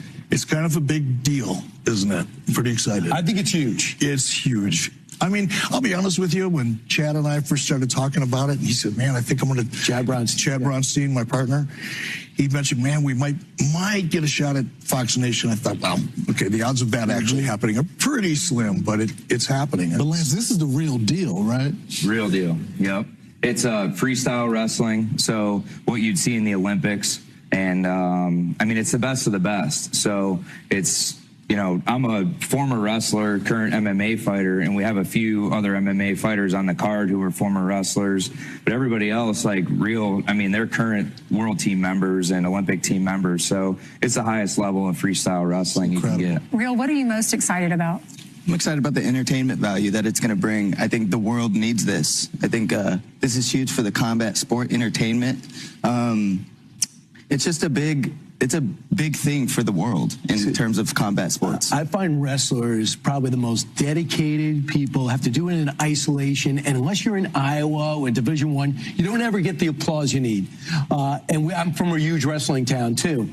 So what is it going to be like to take it to the next level? Like, we watched the NCAAs with the president there and everything. Mm-hmm. But, Eric, how do you get the excitement of college, of Midwest college, and bring it to the pros? It's just really exposing them to guys like Lance and Real and Kennedy Blaze and so many of the other really elite athletes that we have. Once they see them, once they hear from them, and they understand how dedicated they are and how much work goes into becoming the elite athletes they are, we just know it's going to be contagious. It's combat sports. People love combat sports. And this is really, Bo Nichols said it best about a week ago, freestyle wrestling really is the cornerstone of MMA. It's such a big part of it. They do great in MMA. I know you're partnering with Hulk Hogan, and so we think of Hulk Hogan when we were growing up. He was this persona, and it wasn't real. But this is different, but it is going to have the entertainment value. What's the difference? How are you meshing the two? If you look at WWE, the way they use music, the production values, for example, we're going to incorporate a lot of that. So you're going to have the production value of a WWE, for example, or even a UFC, single matches. It gives it gives you such a good base. I see it in jiu-jitsu, or you see it in the UFC. The people that come from the wrestling backgrounds have such an advantage when they get into the sport. That's right. That's right. Yeah, absolutely. I'm excited about the fact that this is authentic, and it speaks for itself. And that's, I think, the key thing, the key element about Real American Freestyle is that it is real. Lance, prediction? Prediction for the match? I'm going out there to get the win. I've never gone out in my life to just take a loss. So awesome. I haven't been in the wrestling world itself in 15 years, but I wrestle every day training for fights. Yeah. So getting back into freestyle and getting the rule set and everything else. Oh, I'm loving it. I feel like a new wrestler again. We're excited. We're all part of the family. Thank you. Awesome, man. That's going to be cool. There's just too much going on. You got Jiu-Jitsu Con, Masters Worlds. You're gonna have CJI, and you're gonna have Real American Freestyle. So I'm gonna try my best to see what I can cover, bro. It's too much. I'm one dude. I ain't got a team. There's no camera dude. There's no videographer, editor. That's me. I'm all those jobs, and I gotta train, and I gotta do whatever else I gotta do. So it's rough. Marley says, do people ever start on the knees in comp in a jiu-jitsu tournament? No. You could in ADCC, you could. Wrestling, sometimes they can play on their knees a little bit in wrestling, but you're going to get hit with caution and stuff. Could be a good counter to your guard pull, I think. You can't start on your knees, and I'm going to say IBJJF. You can't start on your knees. You have to pull You'll get penalized if you go on your knees. You know, like a wrestler would sometimes. Now if you want to go on bottom, you can establish yourself with the guard pull, but you have to make contact to get to the ground, to a grounded position. So when you're on your knees, you're in like this gray area. It's almost considered turtle. But you can't ground yourself without making a grip. So you could go to your knee, but you have to make a grip. There's a lot of strategy. So that would be what you got to work on in your competition class. He says, I do it to staple ankles to the ground with my shin when I guard pass. I'm gonna let you know it's super hard to pin someone's legs with your shin. Maybe a no-gi, in the gi. What belt are you, bro? Depending on your weight class, you're never gonna control their legs that well. If you're I think you're in the lighter weight classes, unless you're like really strong for your weight, it's gonna be hard to pin people really well in the lighter weight classes. You're gonna fight the Gumbiest of the Gumbies. Eric Bischoff and Hulk Hogan taking over wrestling 10 years ago was peak. Well, they're taking over real wrestling too, real American freestyle. So that's really cool. We'll see how that goes. And someone says it's doomed from the start with these clowns. So we'll see. They got some real money going into the sport. So we've got Bella Mir. She welcomes a fight against Maya Lesnar to settle rivalry between their fathers. That girl ain't want to fight you. And they said, why not a 1v1 shot put? Bro, that Lesnar girl, too big, bro.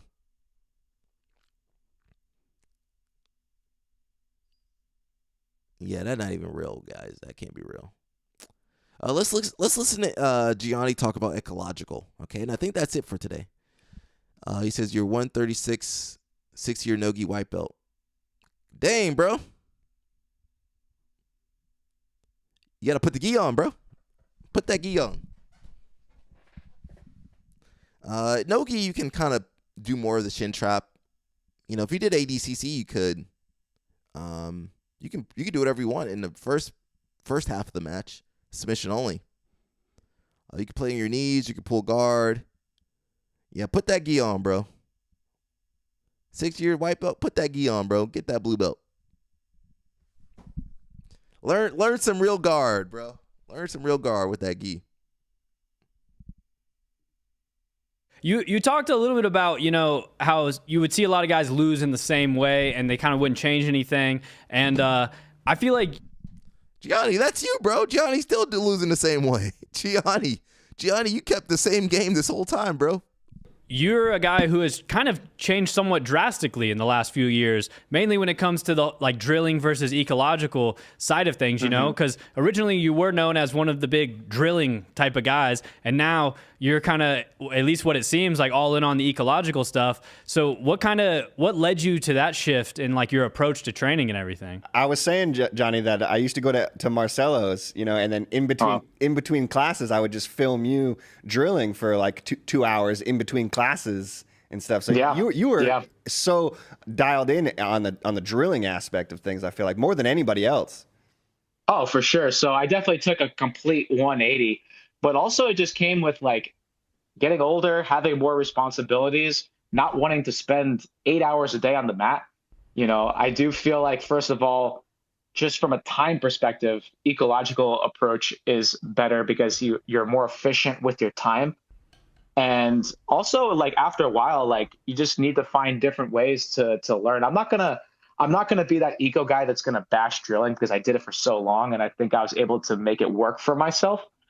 But being introduced to eco and to CLA, I do find myself learning in different ways and being just as productive. And actually, let me say that right, being more productive with my time. For example, like, and I always just kind of tell people this as like a reference, like my stand-up has always been kind of mid throughout my career. And I remember I was just going to my buddy Kevon's gym at Bodega, and we're working on like a game just starting from an underhook from the feet. And the goal was to only find ways to get their hands or hips to the mat any way that you can. And I had zero idea on how to do that, but just working from that position for 10 minutes against live resistance, in that 10 minutes, I was able to find 3, 4, 5 ways on how to get their hands or hips to the mat. And then from there, that. So you're telling me Johnny never did positional sparring in his whole career? He just kept drilling? I don't know. I'm skeptical. Maybe you guys do more ecological. I just think a lot of people already think like this. Like, you know, when I'm normally drilling, I'm thinking, okay, I can do this variation. I can do that variation. You know, everybody's wired differently. You know, some people are going to latch on to ecological, you know, for marketing and money purposes. And some people are going to latch on to it because it is different for them. And other people got it. They have to do repetition. That's the only way they're going to get it. So whenever people are saying this is the one strategy, end all be all, I'm always questioning that because everybody's different. I see different learning styles, you know, just throughout the years. Some people they gotta like watch the technique. Some people you gotta talk them through the move. Some people you gotta grab them and physically do the move for them. Marley says ecological approach is just the random BS go method. I feel like it's only valid to do if you're already someone with a decently established base in the sport. I mean, I could see it being useful for some basic concepts, but at a certain point, you gotta do. I call it doing the boring stuff. You gotta drill. You gotta have someone teach you the move, and you're not gonna have time to figure everything out for yourself. It's impossible. Impossible. That's a waste of your time trying to figure out everything. Okay, if you learn ecologically, then you don't need to learn anything from Danaher, anything from Gordon, anything from any other athlete. You could just figure out everything for yourself, but that's just so inefficient. So I think what Gianni did, he probably took the drilling too far. You know, maybe it wasn't very efficient the way he was doing it. I think 2 hours of drilling, that you don't need to do 2 hours of drilling. It's all about your deliberate practice. If you drilled a move for 10 minutes, but you put all your brain power into figuring out that move and learning how it works, you don't need 2 hours. That's overkill. But you know, maybe ecological is good for Gianni because it takes him out of that old training mindset. So, I'm a big fan of you guys trying different methods, doing cross training, try some other sports. You know, we just read the Reddit about how jiu-jitsu can help your wrestling because you're gonna have a different approach. So you don't need to limit yourself to one training methodology or one set of techniques, one set of strategies. You got all this freedom in the world, all the technology in the world. Why limit yourself? Okay, let's see what Gianni got to keep saying. Became a strength of mine just because I would keep working it against resisting opponents. Whereas I feel like drilling, when you're doing against someone that's not really fighting back or there's no resistance, I don't know if you really get the proper reactions. You know, so one, I feel like it was very efficient with my time, and two, I felt like I was learning a lot faster than I usually would through drilling. What was your first kind of introduction to eco? Was it like bodega, or did you kind of come across it a different way? I guess, how did you get kind of introduced to it? Yeah, so I do give full credit to Kievan there. He was the one that was looking. You know, Greg Souders obviously he started following Greg Souders. He talked to him a lot, and then Kievan was bringing that over to me. And at first, I was very reluctant because I was so used to what I know. But he kind of just hammered it at me. He's like, Gianni, try this. Let's give it a few weeks, give a few practices just to kind of get a feel for it. And, you know, just get rid of the drilling for a little bit. Let's just play these games that I've been working on, see how you feel, and we go from there. And I remember, like, after a few weeks, I just felt like I was learning a lot more. And also it was just way more fun too. To be honest, like I get tired of just like listening to guys talk, you know, on why their technique works. You know, instead, just give me something to do and let me figure it out on my own. You know, so it's just, I feel like it's, like I say, it's more efficient with the time. And also it's just, you're constantly doing live work. There's never any pausing for too long and just listening to technique. You're just constantly working. Like there's an hour, 15-minute session at Bodega morning and night. And for like 75, 80-minute class, we're working for about 65 minutes, you know, of live work, almost each practice. So there's very little breaks and there's very little sitting and listening. It's just constant like figuring it out on your own.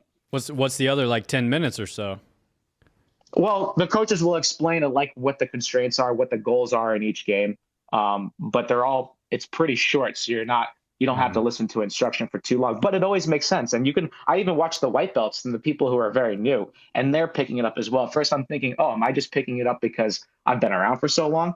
But it even goes back to the day one guys as well. They're able to figure it out as well. Maybe Kevon has to give them a little bit of a longer explanation, kind of scale it a little bit, of course, give them different tasks, give them more constraints. But white belt to black belt can be in those practices and still find it just as productive, for anyone at any level. And so just like on like a larger scale jiu-jitsu meta. I'm going to be honest with you guys. I think, think about the Corby bros and Greg Sodders. Think about Johnny and Kevon. I'm thinking these athletes are, maybe the ecological approach does help them, but honestly, I think just having a dedicated coach is what's made the difference for them. Because think about Gianni, he was at Henzo's. Who's the dedicated coach over there? As far as I know, I don't think Danaher ever cared about Gianni. And Marcelo, he all over the place. He wasn't really focused on Gianni. So I think having a dedicated coach, someone that's what their job is to do, is to coach you. I think that's what these people, it's not so much the approach, but it's like that one-on-one coaching that is what helps them so much. Honestly, I bet the Corby bros could be good anywhere.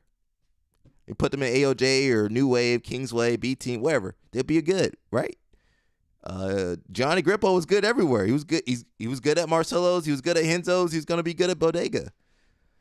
So I don't necessarily think it's the ecological really doing all the work. I think it helps a little bit, but I think it's the environment that the athletes are in.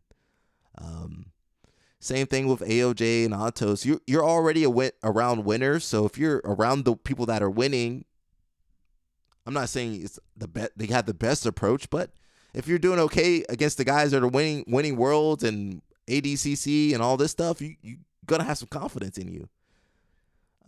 So I think Gianni just having a dedicated coach in Kevon is what's helped him. That's basically what Danaher does, right? He's a dedicated coach, and he gives you one-on-one, really good feedback and whatever instruction you need. And, that does a lot for most people. Says, I would pin Gianni's ankles with my shin. The journeyman doesn't want part of my lighter man skill. Well, Mikey said you can fight him. You just got to make weight.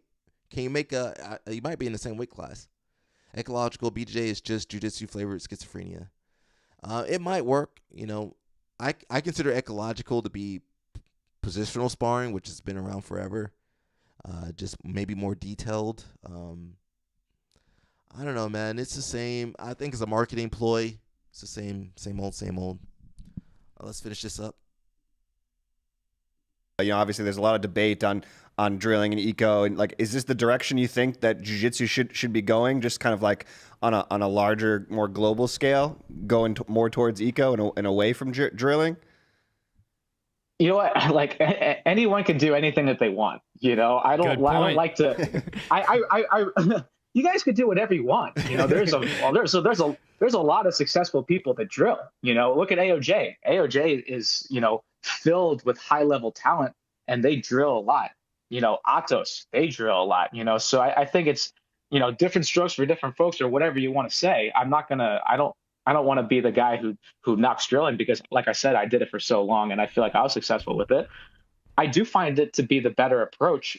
But if you're successful with something else, all the power to you. Do what you want, and if it works for you, great. But I've been doing it for like the last year and a half, 2 years. I find it to be really working. It's a lot of fun, and I'll go with that. But anyone could do anything that they want. I don't like the whole like. I think the debate gets a little too crazy, to be honest.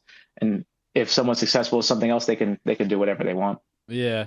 I mean, I guess that's the nature of like debating any topic, right? People like double down and want it to be very finite. Like it's like, no, you have to do this or you have to do that, or it's wrong or it's right. But it is, probably a hybrid approach to most things in life. A balanced approach is probably better, So there's a little bit of something for the people. Go out there and, find your balance and live a better life. Find what works for you. Just find what works for you. I think that's super important. Yeah, I've been working on like more of a instead of ecological or drilling, I've been trying to play around with like a theological or like a philosophical approach where I mainly like pray on jiu-jitsu, or I like just sit and think about it and then see if I can improve that way without actually doing it. So far, it's not going well. I mean, at least you're trying something. Maybe it'll click at some point. Who knows? Keep at it. It's the only option you have when you're on the road a lot and videos all day. You don't get to train sometimes. I mean, it does kind of help for sure. Yeah, but like visualizing. I mean, not to take your semi joke into seriousness, but like doing visualization work. Of course, you need to be on the mats. That's super important. But also, if you're hurt or something and you can't train, spending time watching videos, spending time just kind of being in your own thoughts, like seeing out like certain situations in your head. When I do get back to training, and if I'm away for a little bit, I do see that helping as well. Like I used to do visualization work all the time, just kind of like mind mapping how I want to approach any situation. And so I definitely see how that can work. I don't know if you'll get to a high level just doing that, but there's definitely the benefits. Well, I'm just trying to beat this guy Steve at my gym. He's a brown belt dude, real pain in the ass. So as long as I get there, that's all that matters. Yeah. I'm just kidding. All right, guys, I think that's it for today. My voice is about to go. We'll be on tomorrow as well. Make myself big. No updates on me over here. I might be gone Thursday or so. Might be going. Hey, Bernardo. Might be going camping, so, I got to enjoy myself, too. That's basically it, guys. A lot of stuff going on. I think the big thing happening now is just that August 30th, you got Jiu-Jitsu Con, Masters World, CJI, RAF. So I'll try to keep you guys posted. There is a Who's Number One, and there is a BJJ Stars this week. There's UFC BJJ next week. So we'll also try to keep you guys posted. I'm trying to get Marley to start some streaming or something. Come on, man. And to put the gi on. That's it. Again, shout out to my boy Maddox. He got an injury that needed surgery, so hopefully he does well. Shout out to Big Rob. He had medical emergency a couple weeks ago, but he's doing better. Ben Askren doing better. Yeah, just stay healthy, man. I tell you guys, stay healthy out there. Stay healthy. Take care of yourselves. That's it, man. So I want you guys to all have a happy, handsome Tuesday for me. We'll be on tomorrow for sure and covering whatever news is going on. We'll hopefully get some matches in. I have not watched any matches on here. I think yesterday we watched a match. We didn't watch a match today, but maybe tomorrow we can get some matches in. That's how this channel started. We were just watching matches together, breaking those down. But as always, there's some drama in jiu-jitsu. There's always going to be a Moneyberg. Craig Jones going to do something crazy. Gordon going to say something crazy. Somebody going to get in trouble.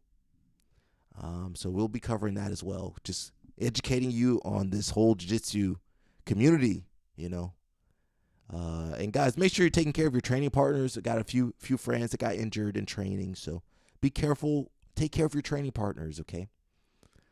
And that's it, guys. I'll see you guys. I'm going to play the inverted gear. If you guys want to support the channel, inverted gear, they got some stuff on there. BJJ Mental Models, they always support me. And as always, we got membership on this channel as well. And if you ain't got no money, listen, tell people about the live stream. That goes a long way. All right, guys, peace, and see you tomorrow, God willing.